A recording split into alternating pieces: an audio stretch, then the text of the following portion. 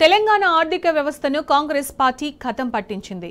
అసమర్థ రేవంత్ పాలనలో రాష్ట్రం ఆర్థిక సంక్షోభంలో కూరుకుపోయింది. కాగ్ తాజా నివేదికతో రేవంత్ ప్రభుత్వ అసమర్థత మరోసారి బయటపడింది. రాష్ట్ర ఆదాయం పడిపోవడంతో పాటు అప్పులు భారీగా పెరిగాయి. మరోవైపు అబద్ధాల రేవంత్కు కాగ్ కర్ర కాల్చి వాత పెట్టింది.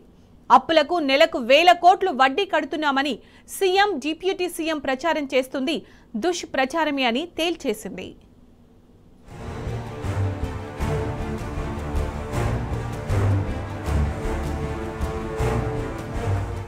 బీఆర్ఎస్ ప్రభుత్వం చేసిన అప్పులకు నెలకు 6,500 కోట్ల వడ్డీ కడుతున్నామని సీఎం రేవంత్ రెడ్డి, ఉప ముఖ్యమంత్రి బట్టి విక్రమార్క, ఇతర కాంగ్రెస్ నేతలు ప్రచారం చేస్తుంది దుష్ప్రచారమని మరోసారి తేలింది.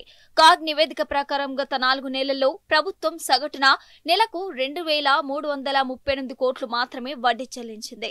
ఈ విషయం స్వయంగా కాంగ్రెస్ సర్కారే వెల్లడించింది. ఆర్థిక సంవత్సరం తొలి 4 నెలలకు సంబంధించి కాగ్కు సమర్పించిన గణాంకాల్లో ఈ విషయం స్పష్టమైంది. మరోవైపు కాంగ్రెస్ ప్రభుత్వం ఏర్పడి ఏడాదిన్నర దాటిపోయినా ఆర్థిక అనిశ్చితి మాత్రం కొనసాగుతూనే ఉంది. రాష్ట్ర ఆదాయం క్రమంగా తగ్గిపోతుండగా ప్రభుత్వం రికార్డు స్థాయిలో అప్పులు చేస్తూ ప్రజల నెత్తిన భారం పెంచుతుంది. ప్రభుత్వం తాజాగా కాగ్కు సమర్పించిన జూలై నివేదికే ఇందుకు సాక్ష్యం.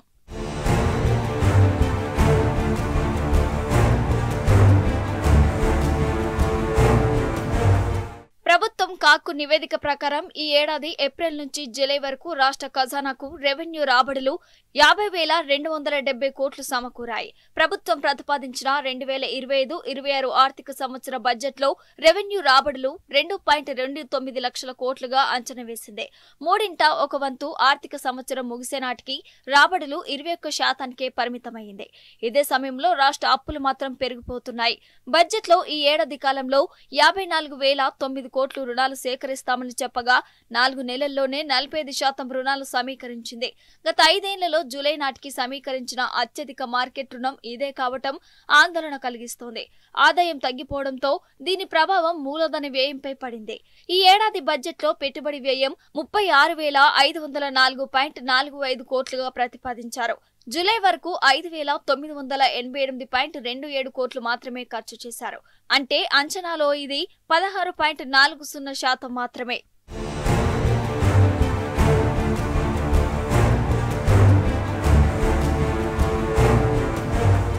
నిజాలను వక్రీకరించి ప్రజల్లో గందరగోళం సృష్టించడం కాంగ్రెస్ ప్రభుత్వానికి అలవాటు అయిందని బీఆర్ఎస్ నేత పుట్ట విష్ణువర్ధన్ రెడ్డి ట్వీట్ చేశారు.